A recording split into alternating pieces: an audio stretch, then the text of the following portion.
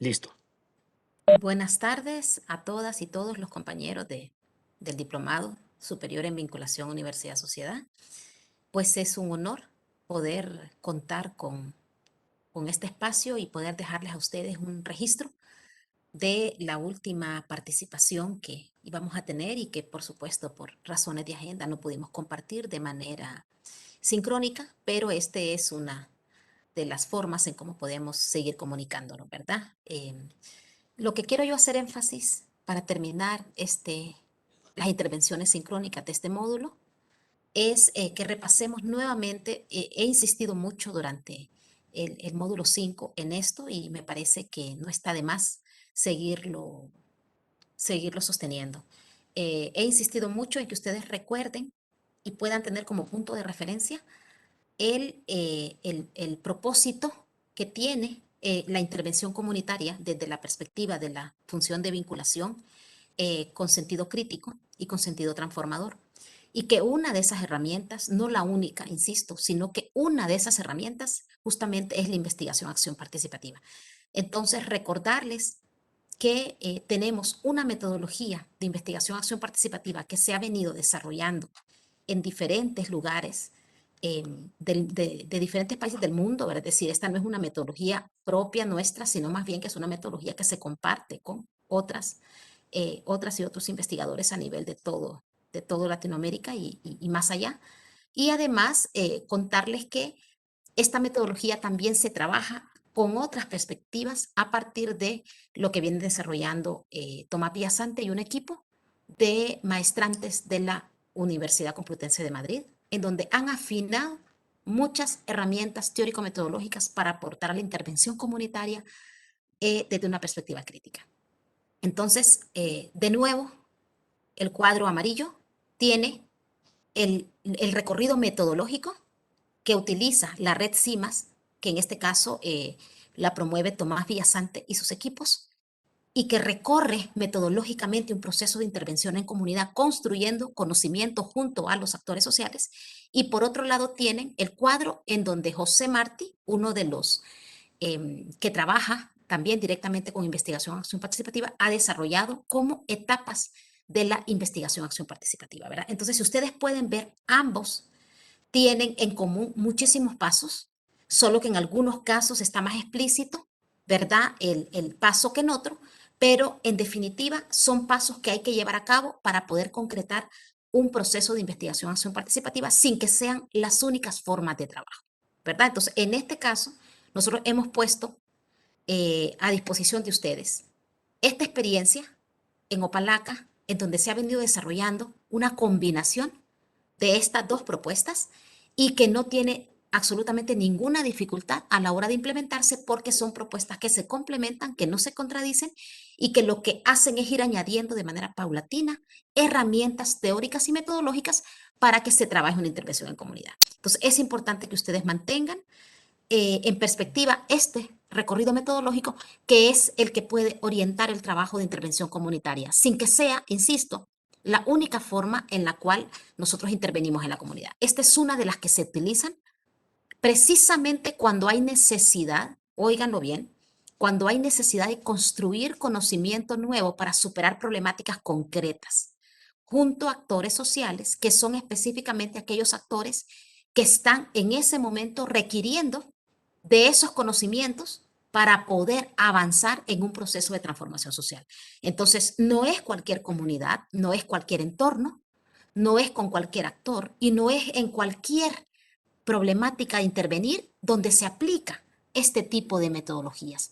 Insisto, estas metodologías son eficaces para trabajar construyendo conocimiento nuevo a la par de actores sociales que requieren ese conocimiento para superar problemáticas concretas. Es allí donde tiene cabida un proceso de investigación acción participativa. También es útil cuando requerimos de trabajar con enfoque de educación popular. Es muy útil para trabajar con adultos, es muy útil para trabajar en procesos de intervención en donde son justamente los sujetos sociales los que están llamados a superar problemáticas profundas que se vienen arrastrando por problemas estructurales. Entonces, esta es una herramienta eficaz para trabajar en esos escenarios, ¿verdad? Y parte de estas herramientas metodológicas también son útiles para intervenir otro tipo de situaciones comunitarias que no precisamente dan lugar a una IAP, pero que muchas de las herramientas que usa la IAP son válidas. El diagnóstico, la cartografía de redes y conjuntos de acción, el plan de acción, la planificación participativa, la planificación estratégica, el marco lógico, todas esas son herramientas que nos ayudan a la intervención comunitaria. No todas ellas se aplican a procesos de este tipo, no todas ellas logran crear conocimiento nuevo, pero muchas de ellas en conjunto, combinadas, pueden aportar al fortalecimiento de una IAP en comunidad.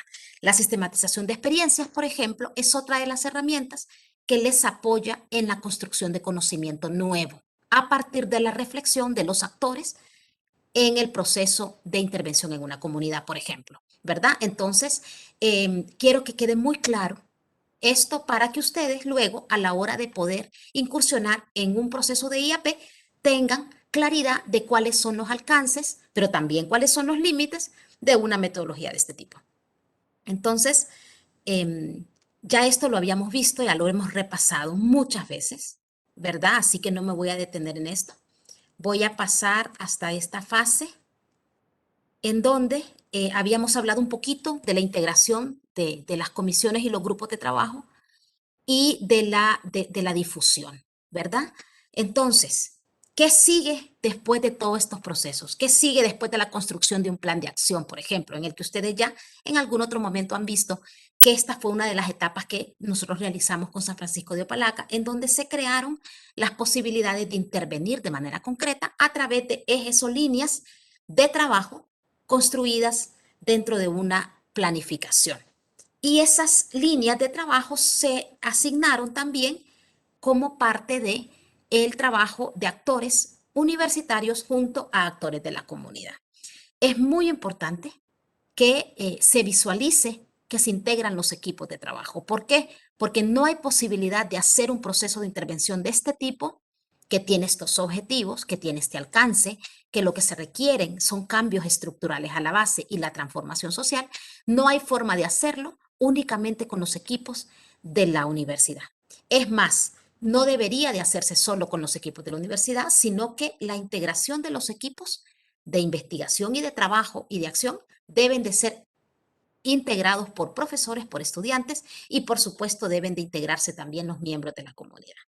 Entonces, en ese sentido, cuando logramos hacer el plan de acción, en donde hicimos una serie de apreciaciones sobre qué líneas de intervención se requerían en su momento para poder trabajar en el municipio, se estructuraron esas líneas, la institucionalidad y la gobernanza, la salud en el marco del tema de pandemia y atención primaria, el tema de la comunicación, el tema de la educación, logística, entre otros temas. Y cada una de esas líneas tuvo una asignación de personas de grupo motor, por así decirlo, o comisiones, como se le llamó dentro del mismo plan de acción de Palaca, para que se integraran en cada fase de estas líneas que se establecieron como plan de acción. Ahí pueden ver ustedes una fotografía donde aparece toda la matriz del plan de acción que ustedes en unos minutos van a ver cuál es su estructura para que tengan como parte del material esa estructura y que les sirva de referencia, más no de receta, para que ustedes al construir sus planes de acción tengan una referencia de cómo estructurar la matriz, ¿verdad?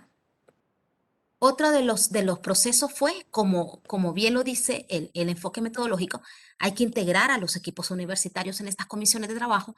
Entonces, este plan de acción se socializó con las unidades académicas de ciencias sociales, humanidades y artes, ciencias médicas, ciencias jurídicas, ingeniería, ciencias económicas, la Facultad de Ciencias y con algunos posgrados. ¿Cuál fue el objetivo de esta socialización? Que ellos conocieran hasta dónde se había llegado con el plan de acción y que pudieran visualizar el trabajo de sus carreras, el trabajo de investigación de sus posgrados dentro de los requerimientos que se habían establecido como líneas de acción dentro del plan.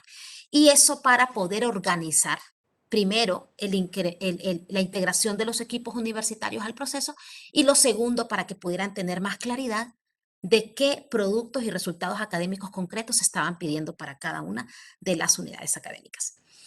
Luego hay como una pequeña etapa dentro del proceso de intervención en la comunidad. En todo tipo de intervención comunitaria sucede esto.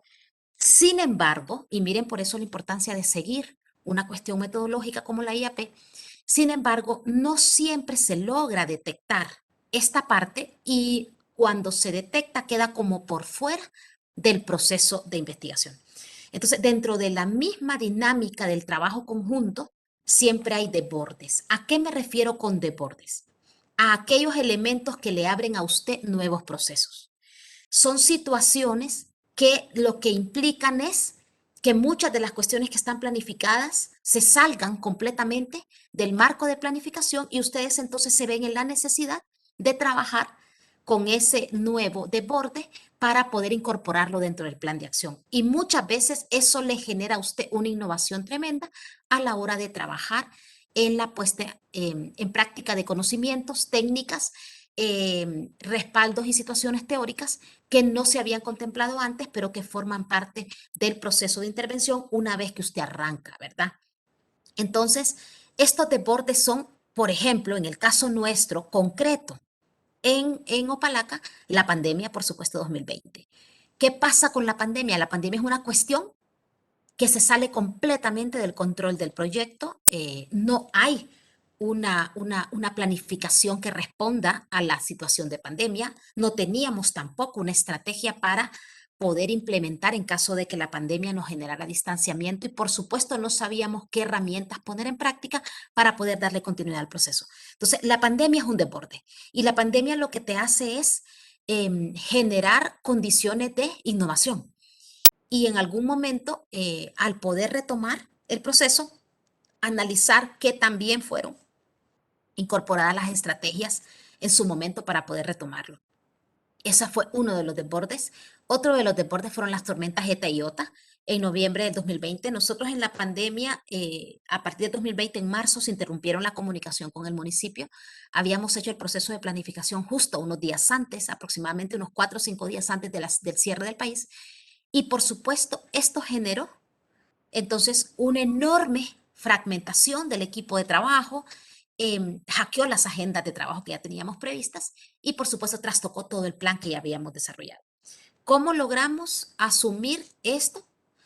Buscamos la forma de encontrarnos de manera virtual a partir de esa fecha y logramos concretar una primera reunión, creo que fue en junio del 2020, no recuerdo mucho, pero lo que hicimos fue estar en comunicación a través del WhatsApp y de empezar a compartir algunas inquietudes que teníamos sobre el proceso para luego pues lograr retornar con algunas conexiones de manera virtual con ellos, en donde por supuesto fue bastante complejo porque no hay conectividad en la comunidad, pero logramos llegar a conectarnos en varios momentos con los miembros de la municipalidad y logramos retomar el trabajo. Luego, cuando ya teníamos todo un plan de contingencia para poder aportar a la continuidad de la planificación anterior, nos dimos cuenta de que la tormenta Etiota había creado todavía mayores situaciones de aislamiento y pobreza y eso por supuesto generó una dificultad enorme con respecto a qué priorizar. Es decir, que ya habíamos hecho un primer plan de trabajo.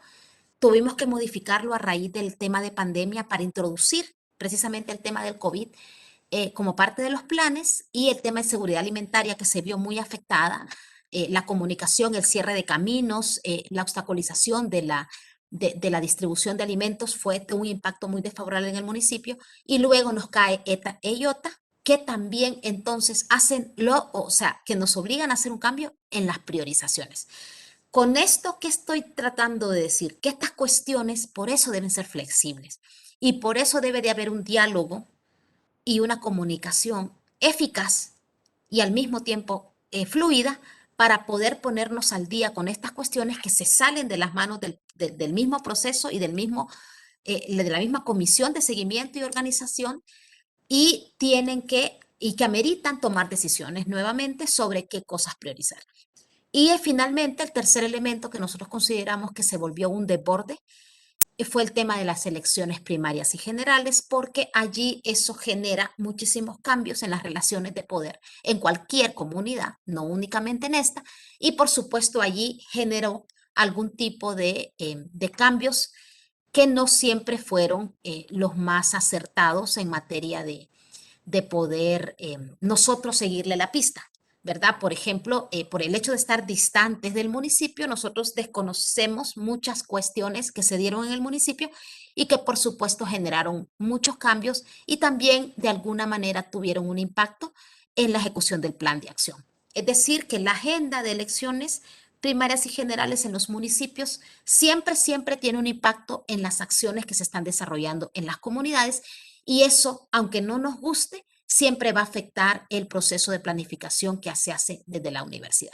Por eso hay que tener bastante cuidado con estas cuestiones, tratar de que los planes de acción siempre contemplen alguna flexibilidad, pero también que sepamos cómo actuar en situaciones de este tipo para que eso no interrumpa el trabajo y que no nos deje, ¿verdad?, desbordados, como bien lo dice el título de esta presentación.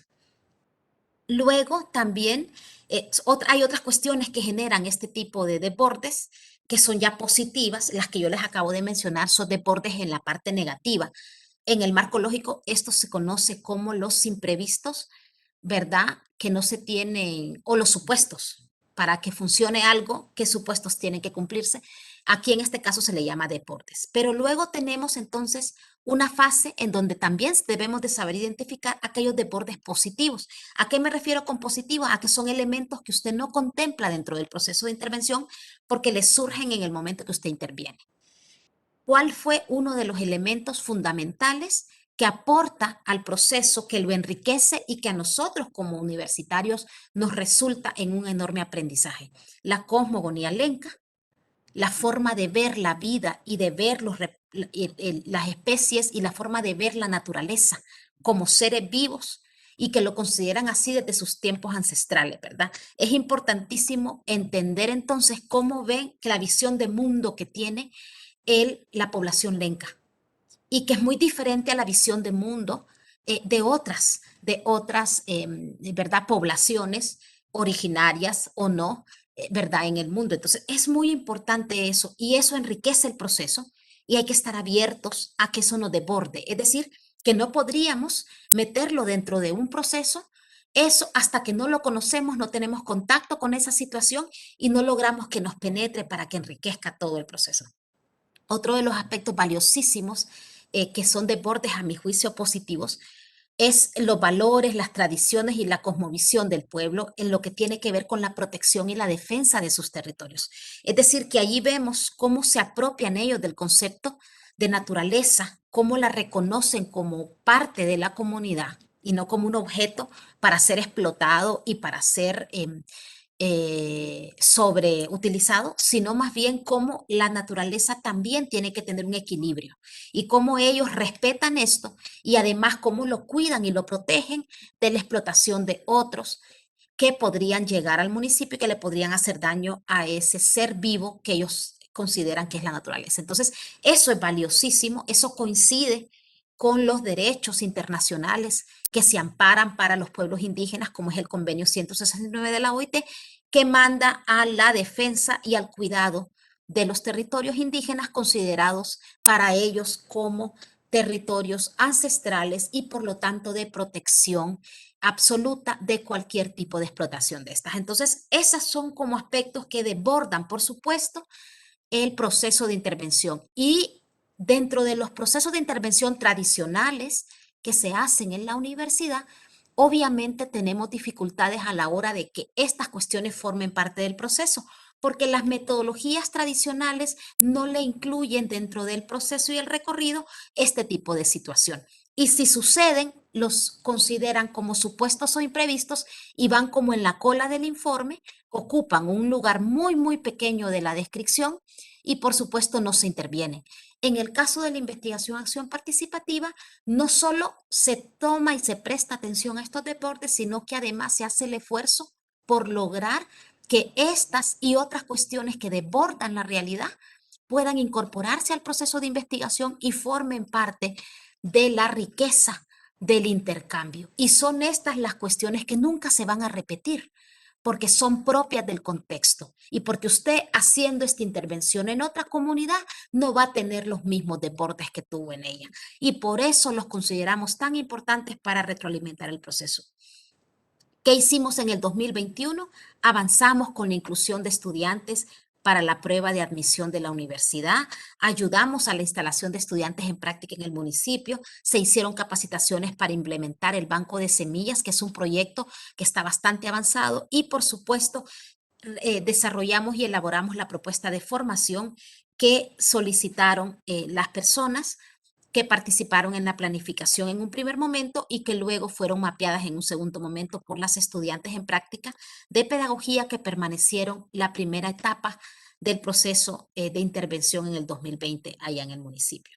Estos son algunos de los instrumentos de trabajo que ustedes pueden compartir, ¿verdad? Cuando ustedes hagan una intervención en comunidad.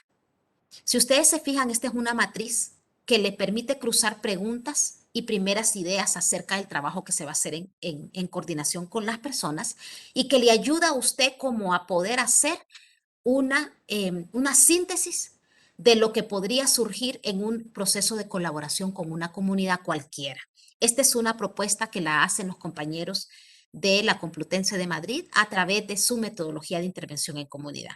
Si ustedes se fijan, hay una columna, ¿verdad? Que trata sobre las problemáticas, lo que sabemos de ellas, lo que no sabemos de estas problemáticas, lo que consideramos que podría estar pasando, es decir, las primeras hipótesis del trabajo que se puede hacer y hacia dónde miramos que se puede mover la situación. Y luego cruzamos eso con las principales variables o dimensiones a tratar dentro de la comunidad. Por ejemplo, el territorio y el medio ambiente, la población, la actividad económica, los recursos, la política y la organización social, la historia y la identidad cultural. Son como grandes ejes a partir de los cuales se hacen intervenciones comunitarias y entonces vemos cómo cruzamos estas preguntas con una primera matriz de dimensiones que se pueden ir abordando y que por supuesto podría ser más amplia o más específica en la medida en que la llevemos y la apliquemos en una comunidad. Este otro es el instrumento de trabajo que nosotros desarrollamos para poder lograr una planificación más concreta en materia de cronograma, por así decirlo, mensual. Y si ustedes se fijan, ahí aparecen algunas de las actividades del plan en donde fuimos fijando algunos espacios para trabajar. Si ustedes se fijan, en el año 1 se consideró la socialización del convenio, se logró cumplir con estas actividades y luego la socialización del convenio tenía que continuar, pero obviamente se interrumpió en el mes 3 precisamente porque no lográbamos hacerlo de manera presencial, pero luego se retoma y ya en abril se hace la primera presentación y luego se deja para agosto la segunda y eso sí ya lo pudimos tocar entonces con algunas unidades académicas. Luego, allí tienen ustedes un instrumento de trabajo más detallado que iba de acuerdo a las actividades y subactividades que se estaban desarrollando a partir del plan y miramos que es como una matriz para el monitoreo del proceso. Es decir, que esta matriz nos permite decir qué cosas hemos realizado o qué cosas nos hacen falta y en qué trimestre tienen que estar listas, ¿verdad? Y por supuesto una columna en la cual podríamos poner algunas cantidades presupuestarias o en su defecto aquellas condiciones de recursos que se requerían para su implementación. En este caso hay algunas de ellas ahí de ejemplo, ¿verdad?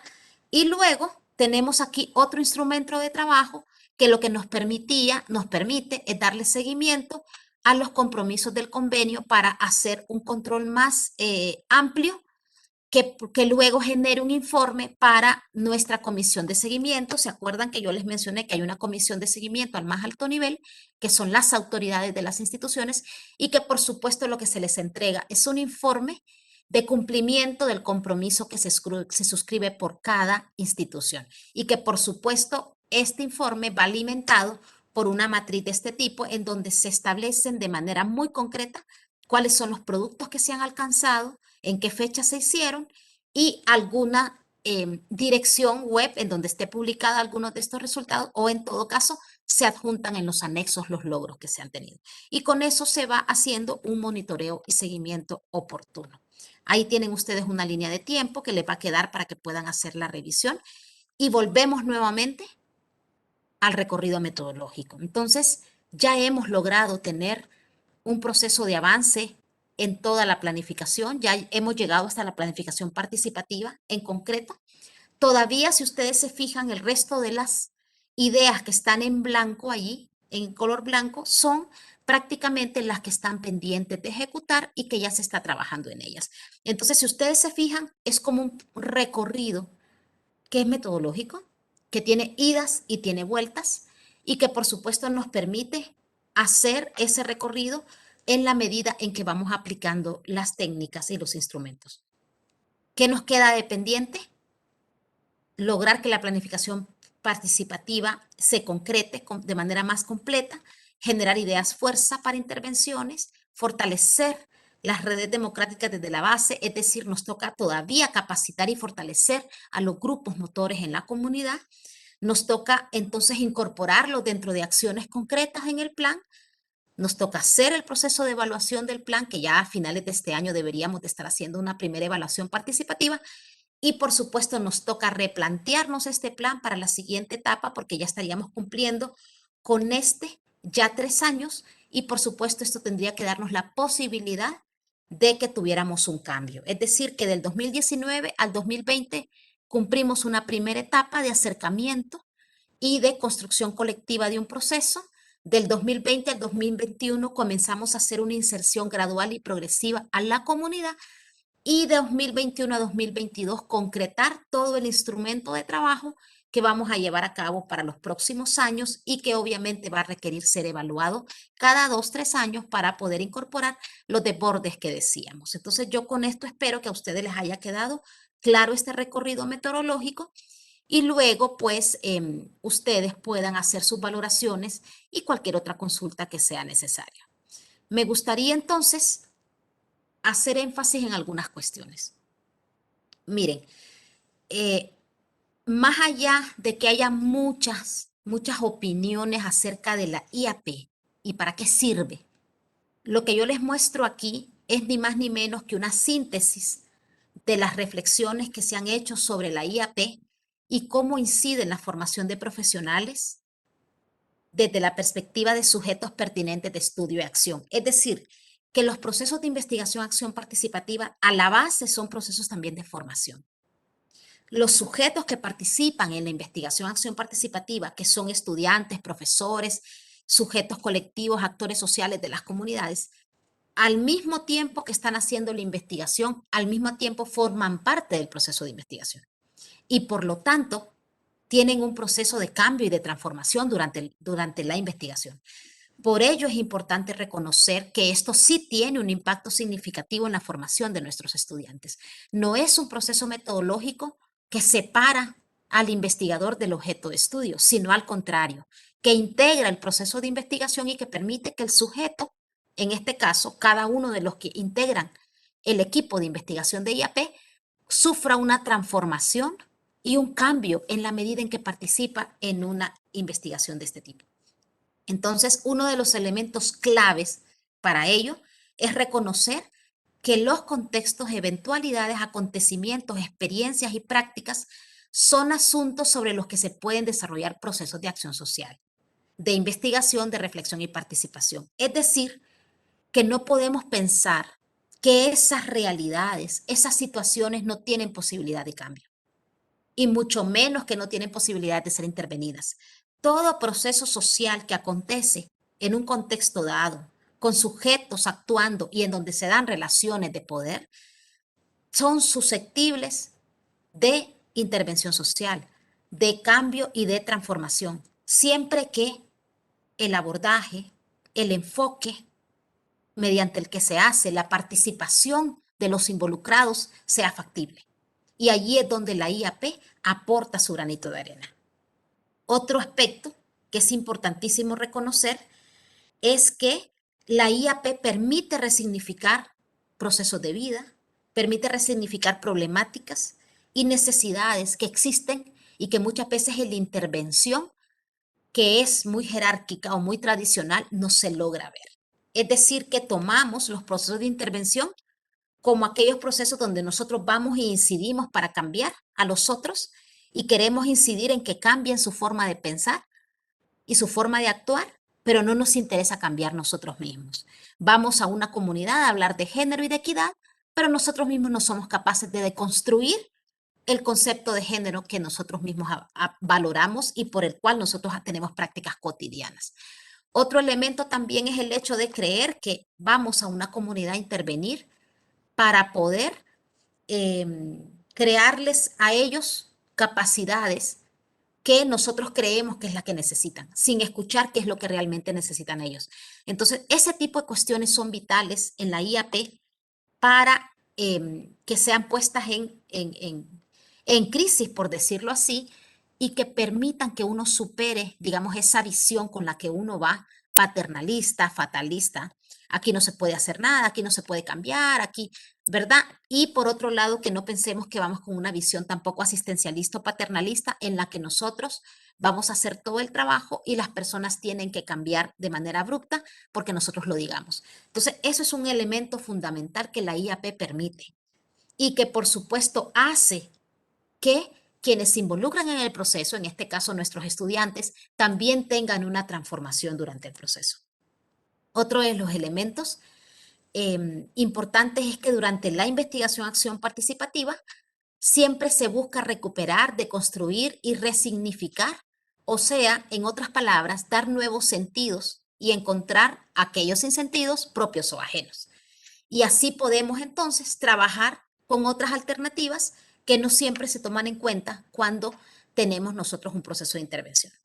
Por ejemplo, muchas veces lo que creemos cuando nos enfrentamos a una disyuntiva dentro del proceso de investigación-acción, creemos que evitar el conflicto, evitar la tensión, nos va a permitir tener mejores acuerdos. Eso no es cierto, porque lo que hacemos al evitarlo es simplemente invisibilizar que hay una tensión en ese sentido y ese tema queda entonces fuera de discusión y luego tiene un impacto desfavorable en el proceso. Es decir, que todos estos temas que generan tensiones, al ser eliminados del proceso de transformación, lo que cometemos es un error, porque luego estos temas van a volver a la agenda en cualquier momento y nos van a descuadrar todo el plan de trabajo. Entonces, es importante que eso sea parte de la transformación que tenemos en el actuar durante un proceso de investigación-acción participativa.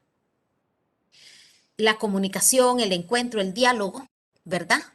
Sin evadir o reprimir los conflictos, ¿verdad? Es parte de lo que aprendemos cuando hacemos investigación, acción participativa, ¿verdad? Ahí se ponen en juego, por ejemplo, las mismas tensiones que tenemos nosotros personales con respecto a ciertos temas que tienen que ver con género, con la cultura, con nuestra disciplina, igual. Entonces, creo que aquí es donde hay un proceso de transformación de cada una de las personas que participan y entre ellas están profesores, investigadores, estudiantes, ¿verdad?